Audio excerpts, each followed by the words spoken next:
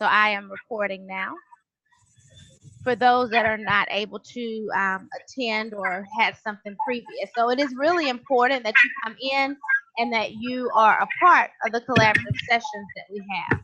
So first of all, the course and what this course is, it's all about nursing theory, the theoretical foundations. Everything that you do as a nurse has a theoretical basis to it. There's a reason why we say hand washing decreases the spread of nosocomial infection.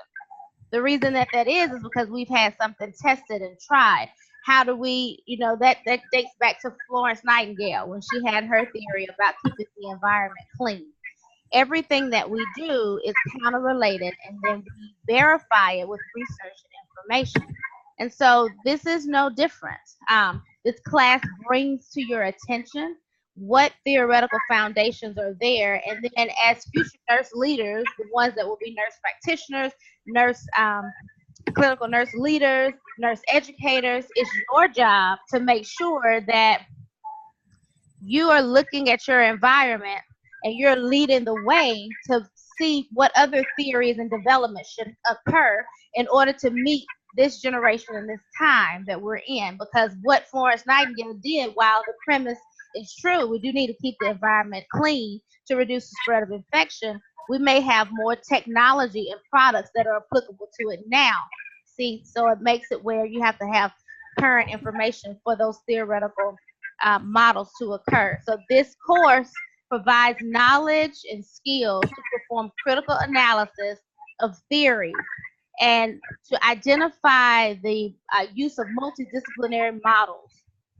You will explore systems theory, adult learning theories, theories that are associated with culture and diversity, bioethics, all of that creates the social determinants of health. Can anyone tell me what that phrase means, social determinants of health?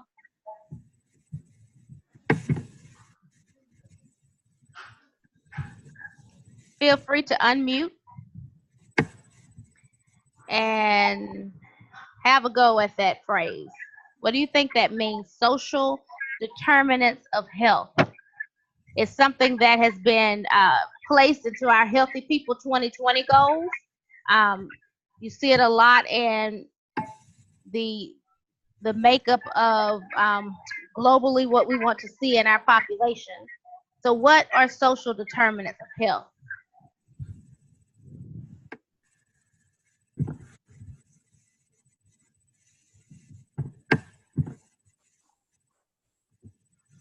Anyone? Don't be shy.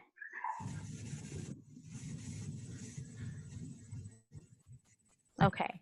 I anticipate that participation will be a little bit more as we move along with that. Don't be shy to respond. Your nurses and your experience is invaluable.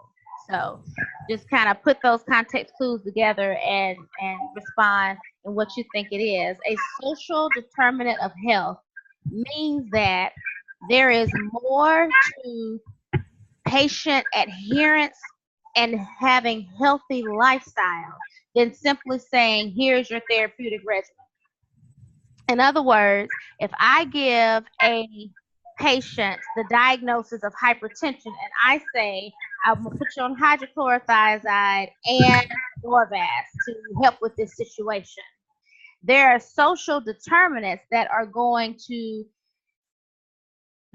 impact how well the patient is able to get the Norvasc and take it on a daily basis. So with that information, what do you think social determinants of health are?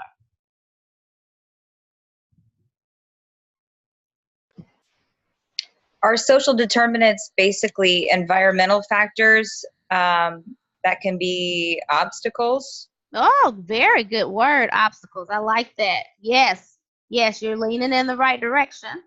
Anybody want to take that up and run with it a little bit more? Very good, Ashley.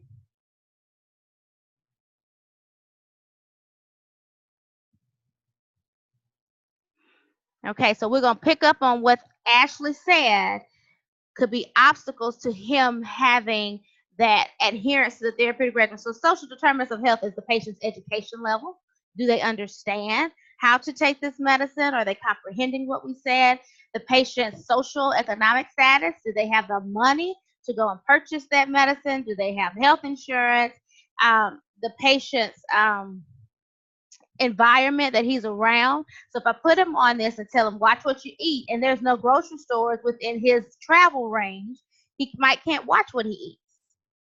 So it's all of those different variables that socially either put a patient at an advantage or a disadvantage. So what happened with this whole theoretical framework that we have in nursing is that nurse leaders said, you know what? I see a barrier with this patient population. Therefore, I'm going to create a theory where nurses can have just a standardized framework of how to adjust with these things. For example, Madeline Leninger, you'll read about her. She has the transcultural nursing theory. In other words, what her theory was, she saw the obstacle or the barrier that we have some social and educational health disparities among our minority population. Why do we have that? Because there's a language barrier for some. There is a cultural, traditional barrier for some. And so we as nurses have to, break through those different barriers that are there. So she created the transcultural nursing theory with the Sunrise model. So that's the link that we have. We had Dr. Sue, who did the care and behaviors. I just went blank. I'm sorry? The caring behaviors. Comfort care? No, what was her name that did the caring behaviors? I'm blank myself. I've written a paper about her. But Watson. Jean Watson. That's who Watson. Oh my goodness, of course. That's who it was, Jean Watson. So Thank you, Lacey. Right. She said that we have to teach our nursing students and our bedside nurses that they have to actually care. You have to care about what's going on with the patient, promoting more of that holistic health. You can't just go in there, give them the Zosyn and make sure that their TPN is running and not actually care about what's going on with that patient if they have other situations, not facilitating questions and making sure that they're doing what they're supposed to holistically. So that's how all of this come about. It's a theory. It's things that they created to say, this will help us nurse better. This will help us take care of our patients better. So you have a few chapters in for this week, this unit that you are supposed to go over. And what this week does is just an overview for you. And it introduces you to the science and philosophy of nursing, and then an overview of what nursing theories are, conceptual development, defining meaningful terms that you need to have in order to be able to read the book and understand what the book is telling you, theoretical development, and then theoretical analysis and evaluation. So the spotlight for today will be on chapter 4, which is our theoretical development and structuring those conceptual meanings. So theories are systematic explanations of an event. It tells us how things are proportioned in relationship to each other. How is it positioned? Predictions are made, concepts are identified, everything comes through this theoretical explanation. So basically it's telling you how items relate to each other, correlation, if you will. Theories are developed because we want to describe or explain a phenomenon. Going back to Madeline Leninger with her transcultural nursing theory, she identified that patients in the Hispanic population were not adhering to simple medical instructions. Is it because they were just defiant and didn't want to? Or was it a barrier there? Her theory explained the phenomena that there were actually 9 different barriers that was inhibiting this population from adhering to their medical regimen. Theories also solve problems, solve issues, and they improve practice. So that's why I said, as future nurse leaders, you have the opportunity to be involved in problem solving and explaining how things occur so that you can make patient outcomes better and the experience of nursing better for all. Theory development, it actually progresses through a number of stages. The first one starts with a concept analysis. So this is conceptually what we're thinking about with this situation. Then the concepts are refined. So we'll go back to Madeline Leninger. Concept analysis. She said there's something wrong. Maybe because it's just this patient population and it's not the white population, not the black population, but it's the Hispanic population that we're having this breakdown in adherence. My conceptual analysis would say that it must be an ethical issue. Something's going on there culturally with them. Then the concepts are refined. So then you investigate further to see just specifically what it is that's going on with those concepts that you have hypothesized in step 1. Then step 3, the concepts are related and proposed, and then the positions are tested. So she said, you know what? I think maybe language is related to it in this population. Then she goes through and she tests it. So if I had a translator there, would I see adherence increase better? So what we do is we categorize these theories based on the level of abstraction. So the level of abstraction means just how applicable is this going to be to the grand scheme of nursing, the grand scheme of our patient care. So some theories are philosophical. They're philosophy, worldview, or just what we call a meta theory. Other theories are grand theories. Then we have middle range theories, practice theories, which is what you all will probably be the most familiar with because it's what you would do hands-on on a daily basis, and then the relationship among the level of theory in nursing. So we also can categorize theories based on their purpose. Are they descriptive? Was that theory just to describe that phenomena or that situation? Were they explanatory so that we can understand how to do these various things that are going on in the practice setting? Are they predictive or are they prescriptive? Explanatory and prescriptive, while they might sound similar, they are not. Explanatory is telling you, explaining how this happened. Prescriptive is telling you what to do. So one is a how, one is the what.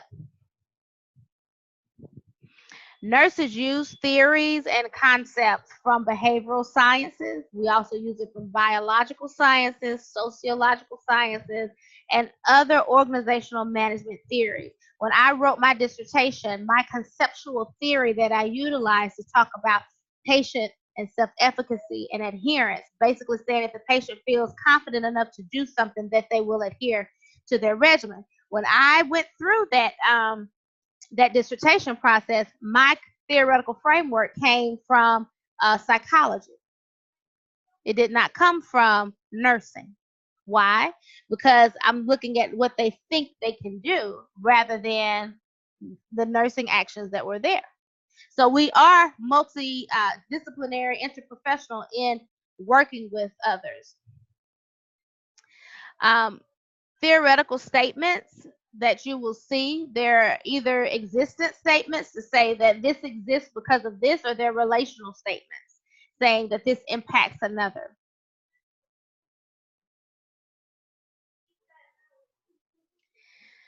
So the relationship among theory, research, and practice. Research validates and modifies a theory. So if I have an assumption or a hypothesis that this may work, the process of research. Have you all taken research yet? Dr. McGill, this is their first course. Okay.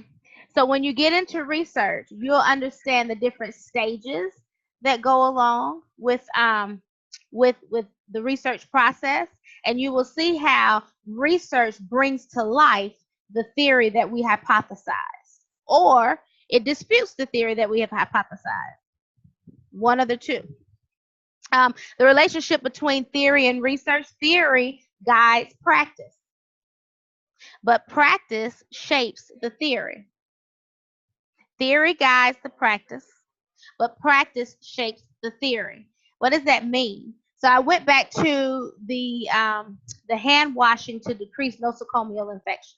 The theory behind that is if we can reduce the number of germs that is on our surface, we will break the chain of infection, right? So the theory guides the practice. The theory of reducing the number of germs on a surface guides our practice of hand washing. Okay? Practice shapes the theory. So seeing the number of nosocomial infections reduced by the practice of hand washing shapes the theory. Basically, it confirms it. You see how those two work together? Theory guides the practice. Practice shapes the theory. Relationship between the theory and practice. Research promotes effective practice, and practice identifies problems for research. And you probably have seen it in your own career. I've worked home health for a number of years, loved it, would go back and work it right now. I love home health. And it used to, in home health, when a patient had like an abscess or anything that had purulent drainage in it, they wanted us to clean it with sodium and then put just a dry gauze on top of it and let it be. So it would drain onto the gauze. Then we had a theory that if we could use mee salt, and if you don't know what mee salt is, it is a piece of gauze that's saturated into sodium. So it's like salt and it brings it all out. The theory said if we had salt, we draw out the impurities quicker. And so all of a sudden, the practice that we had that we just clean it and then put a gauze on it was changed by putting mee salt on it. And you clean it with sterile water. And we saw a wonderful reduction in wounds and how long it took for these patients to heal. So then that practice confirmed that theory. Research helps to make it effective. So basically we're saying we're not just doing something just to do it. We're doing this because we have research, tangible data that provides evidentiary support to what we are doing. That's why research is so important for you. It's so important that you, even on a small level, would make sure that you're active in research and that you're active in apprising. Apprising means critically critiquing the literature that you do read. That's the same thing with saying you don't need to go to wikipedia.med to get your medical diagnosis, because it's probably not credible information. But most people in the general public, they don't know that. And they come in and have already diagnosed themselves and know what medicine that they want because they don't know how to apprise what literature that they have. So research is really important for you. Theories are inductive and they derive from clinical situations. Theories also are you can have process of grounded theories. And grounded theories are methodologies. They're the way in which we do things. So the researcher comes in and observes what is happening and they analyze it. They observe it, they analyze it. So they become a part of that environment, they analyze it, and then they compare the defining concepts that are already existing to the relationships that they observed during that time. Theory is a product of findings from repeated research. Theories evolve from confirmed research findings, and patterns are identified from research. So the theory drives the research question, and the results modify the theory. So conclusively with this spotlight, the reason why this class is important, because that's always nice to know why the class is important. Why would we see this in higher, education for nursing and graduate studies, is because you, as a MSN prepared nurse, will have a charge to rationally and critically look at the various situations that you are the leader over and make sure that all people are effectively being attended to. And the way that you do that is by having a prior knowledge of nursing theories that are out there that people have already researched and said this is the best practice. And then if you don't see the research on it, being that leader and that change agent to make it there. And it's the same concept of, already knowing what's out there. It's just like Craigslist or any reviewer that you have. If you want to get a cleaning service, you're going to do what? Go look at the reviews. If you see in the reviews that somebody has been stealing all the makeup and everything else, you're probably not going to use that cleaning service because the reviews are bad. It's the same concept. We've looked at these things. It's tested, tried, and true, and then we only modify from there to make it, enhance it, and make it better. Does anyone have any questions?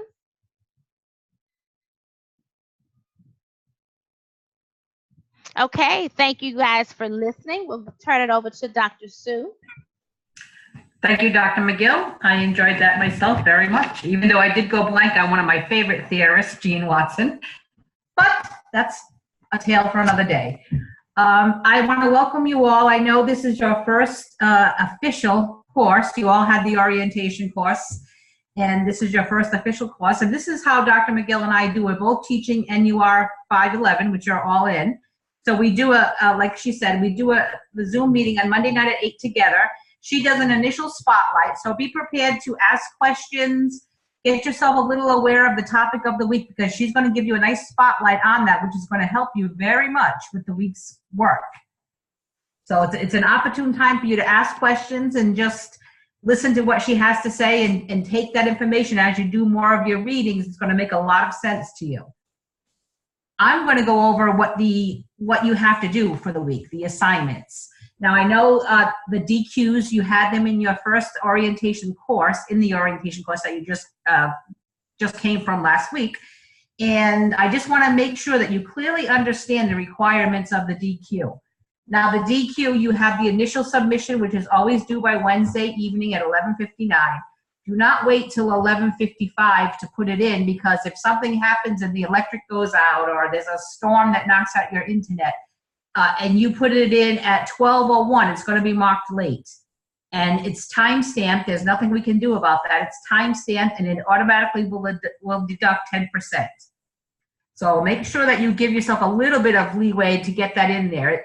And that's the same with all the assignments, actually. But make sure you do that, because you don't want to lose needless points because you waited till 11:55 on Wednesday night to try to get it in, and then you had an issue that you weren't expecting.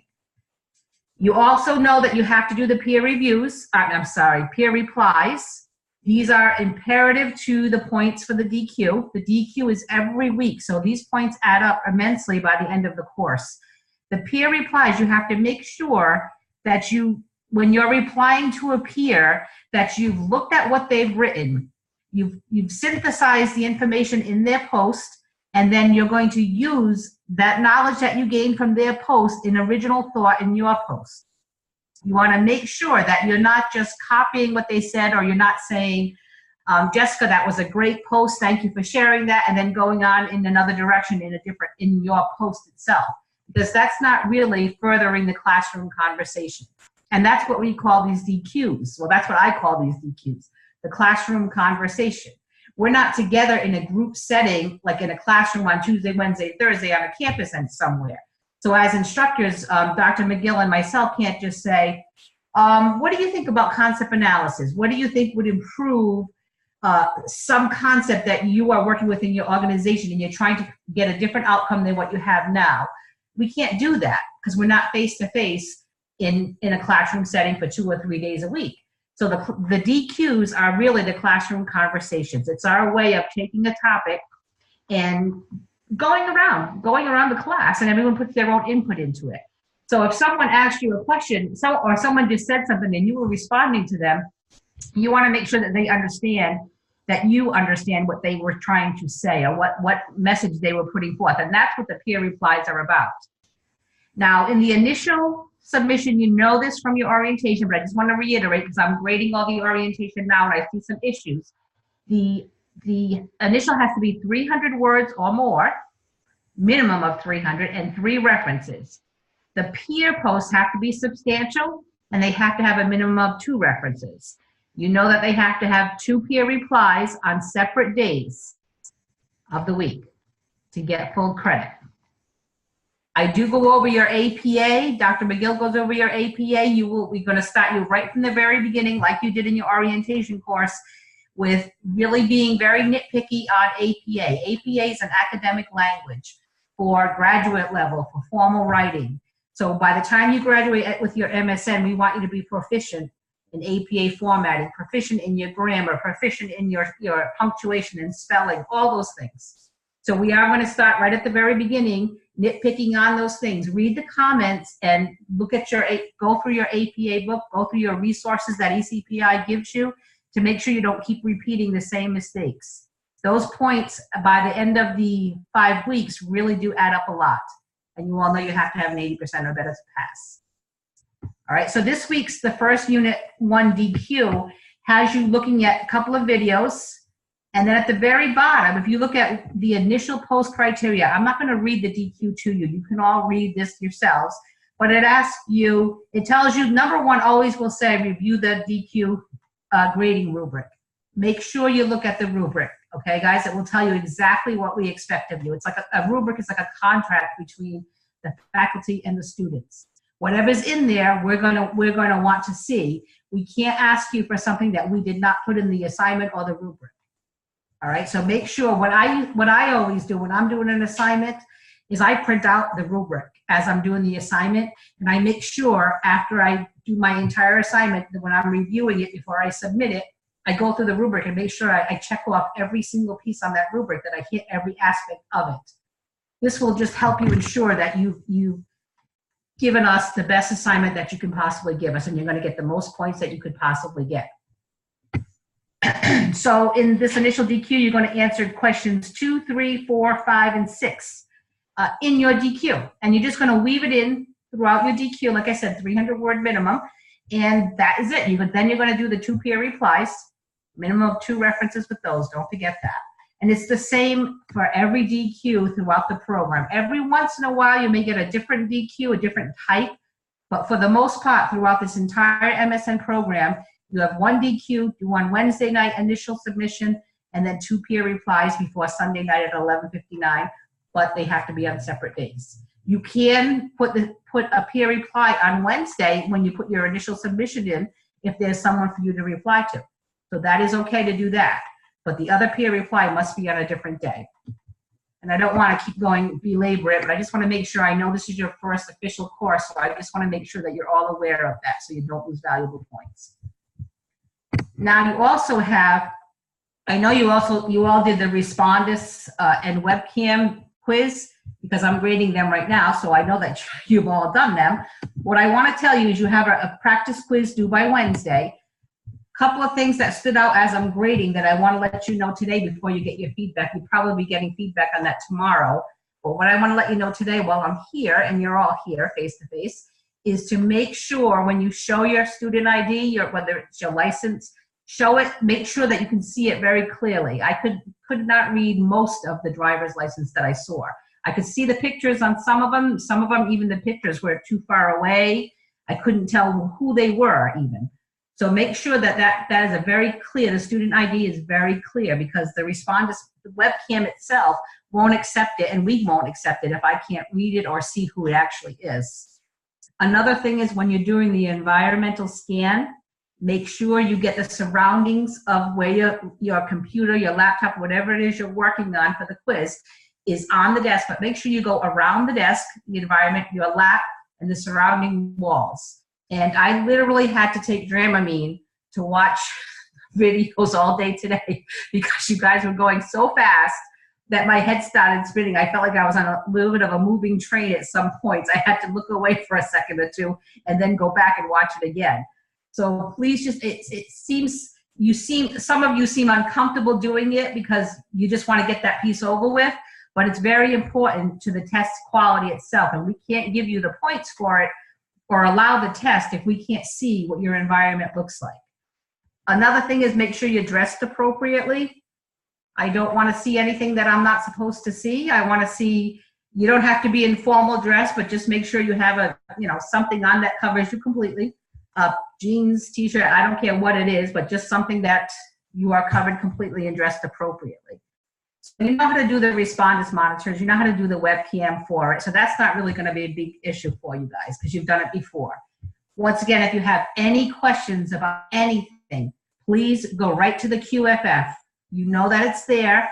Between Dr. McGill and myself, we look at those at least once a day, sometimes more, and we will get you an answer quickly, like within 24 hours for every question that's there. And the good thing about that is, if you're going to the question that you just can't figure out, you've tried to figure it out yourself, because as an MSN student, you should be trying to find your own answers before you come to your faculty members, but you've tried to figure it out and you still are a little unclear. So you go to the QFF and lo and behold, Trish has already answered the question that BJ went to the QFF to write. So automatically BJ says, oh, I don't even have to ask this question. I've got my answer immediately. She doesn't have to wait for a faculty member to open it up and see it. And then she can go on with her day. So that's the whole idea between the QFF. You know that in a classroom setting, when we're all together, like on campus, someone asks a question, guaranteed half the class have that same exact question, but people are afraid to raise their hand or intimidated, or they just feel like they should know it, so they don't want to ask it. We don't feel that way here. Dr. McGill and myself do not feel like you should know this, so don't ask it. We want you to ask the question. Of course, like I said, make sure you've tried to solve it yourself. But if you can't figure it out, that's why we're here. We are faculty, you are students. You're here to learn from us. So make sure you ask questions. No question is silly, no question is stupid. I know this is the first Zoom meeting for you guys with a collaborate with 2 classes and 2 faculty members on. In the orientation, there was 3 of us, but it was done differently. This is how Dr. McGill and I do our Zooms. So you'll get a little spotlight, like I said, and then I'll go over what's due for the week. But as Dr. McGill will ask questions, don't be afraid to throw an answer out or to take a guess. We're not going to say, oh, Alicia, you should have known that, or Meredith, you should have known that. We're not going to say that. We're going to say, great, good on you for actually making the effort to try to answer that question. You are students. You're not born with this knowledge. We are here to help you gain this knowledge. So just keep that in your mind. Don't be afraid to interact. Dr. McGill won't bite you. I will not bite you. And it makes for a more lively Zoom session. Usually these Zooms are about 1 hour, so make sure you put that aside, that 8 to 9 on Monday nights. But you will walk away from these Zoom meetings with a lot of information that's going to help you get through these 5 weeks, every course. These Zoom meetings are imperative to your success, because you'll hear things on these Zoom meetings that we can't say and read every single thing in 5 weeks to you that are in the textbooks and every single question. You'll hear some things on the Zoom meeting where you say, wow, that makes total sense. Dr. McGill just explained that now, because I was having difficulty with that, but now the way she put it, it makes total sense to me. Or that makes more sense, but I just have to ask Dr. McGill or Dr. Sue this question about it. This is your opportunity to do that. So please use it wisely and make sure that you come to these Zoom meetings prepared to interact with Dr. McGill and myself and to make the most of this hour. You put it aside, so we're here for you. We put aside our Monday evenings as well to do our courses and our Zoom meetings so that we can help you guys be successful. And that's really what we want to do. That's why we're here. Okay, now I feel like I'm lecturing you. I think it's because I'm a grandma and the grandma's coming out in me because you all look very young. But anyway, I'm going to go to, you have, like I said, you have the responders quiz, and then you have a real quiz that opens up at Saturday at 10 a.m. and closes Sunday at 10 p.m. Now, I've had students email me and say, Dr. Sue, I couldn't, for whatever reason, I went on Sunday at 9:30 and I didn't have enough time to finish it. Is there any way I can do that? There's absolutely nothing we can do if you don't get in those 36 hours. You have to absolutely be prepared to make sure that you're going to get that test done, that quiz done between 10 a.m. on Saturday and 10 p.m. on Sunday. There's nothing we can do if you're outside of those parameters. You will receive a 0. I mean, if there's an emergency, something happens, you end up in the hospital, I don't expect you to ask for your laptop in the hospital and do your quiz. I do expect you to reach out to your instructor, Dr. McGill or myself, and say, listen, this is what's happening. I'm in the hospital. I had a car accident. They're doing traction on my leg. I can't get to my laptop at this moment.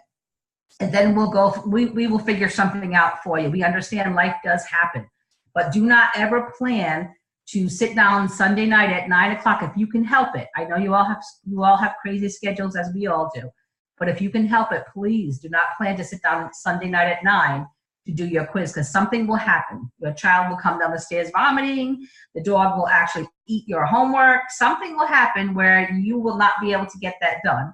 Life will interfere. So always have that plan A and plan B in effect to make sure that you get the optimum points that you can get from this course and that it's smooth sailing for your MSN, the whole entire program. There's going to be, life will interfere many times.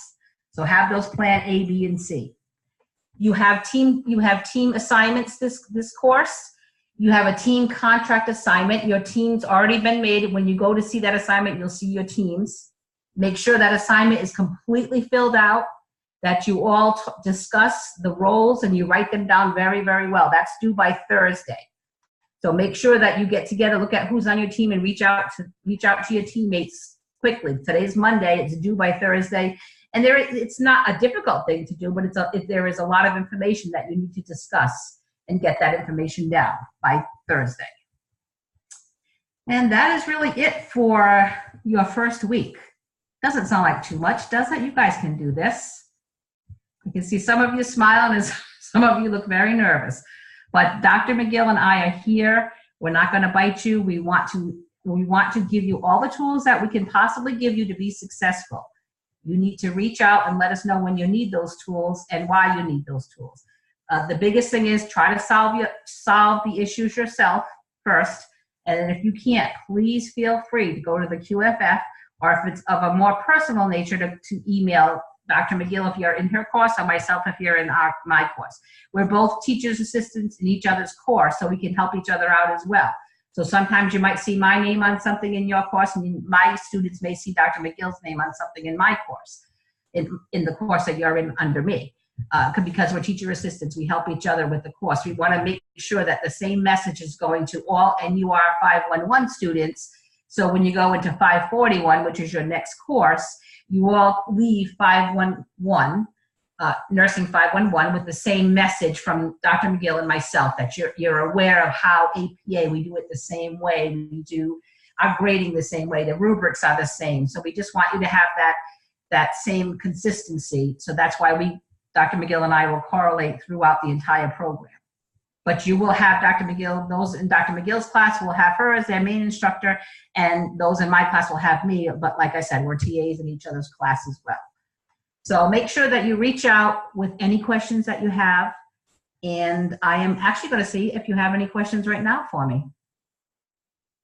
You feel very comfortable with what's going on in day one of your first course for the MSN program? I have a quick question. Sure. I was reading through and printing things, and I saw that our quiz this weekend is 15 questions. Yes. Is that chapters 1 through 5, or I heard Dr. McGill chapter 4, so I just It's saved from unit 1. So when you go into the first week, right, go into where it says the resources, unit 1 resources, unit 1 overview in the module sections, and that will tell you what your readings need to be for this week. And the questions could be from anywhere, any of the readings this week, your DQ, any areas that you have touched upon in week 1. That will be the 15 questions will come from that information, Lacey. Okay? Okay. All multiple choice? Yes. Yes. Thank you. Okay. Anybody else have any questions? Dr. Sue, I have a question. Sure. It's a little bit more personal nature again, but I could have posted it in the QFF. However, you mentioned the importance of the comments so that we make sure we don't repeat the same mistakes. I was trying to find some of those comments. What is the easiest way for me to see the comments? I haven't been able to see them all on my assignments. What assignment is that? Was it a DQ or was it like a paper that you did? Either. I think I was able to see one. I cannot remember which one it was, but I keep clicking around to try to find the comments, and I'm only seeing like I'm only seeing comments that are like, great job, now see my other comments for additional information, and then I can't find the additional comments. Okay, well, if you're doing an assignment, Ashley, we're able to, with an assignment, go into your page itself, and you'll see a little symbol above wherever we're writing something. If you click on that symbol, it will open the comment to the right of your paper. Sometimes right above what's written there. The DQs, we can't do that. We have to put the comments in the rubrics, because we can't go into the DQ itself. Canvas doesn't allow that for whatever reason, operationally, for us to go in there and make comments directly on the DQs or the peer replies. So those comments will always be in the rubric themselves, okay? On assignment, you should receive any symbol that you see throughout your paper, because there's varying symbols. Some look like a little house, some look like a square. Just click on that, and that should show you what your instructor wrote already there. Like when I do an assignment, there's sometimes 20, 25 comments throughout them. Now, when you see that, if you see 25 little houses and you say, oh my goodness, I also write when you do a very good job, you made a very strong statement. I write that as well. So they're not all negative comments. Don't feel like when you open your paper and see a lot of markings on it, oh my goodness, don't feel that way, because sometimes it's, actually, that was a very valid statement, very strong comment you made on this, good job, something like that. But as far as grammar and punctuation, that will be in there as well, too. So those are mistakes that, or errors that you can look at and learn from and not repeat the next time. And that will save a lot of points for you as you go forward.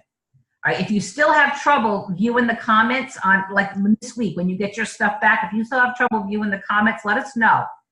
We'll have to see if it's your operating system or why you can't see them, because it takes a while, because I know I put a load of comments on it, and I know most of the faculty do, because we really want you to learn from what you get back on, you put in by Sunday at midnight. We have to have graded by Tuesday at midnight, so that you can use those comments to do better on the next assignment. So that's why they're imperative that to us that you can see them.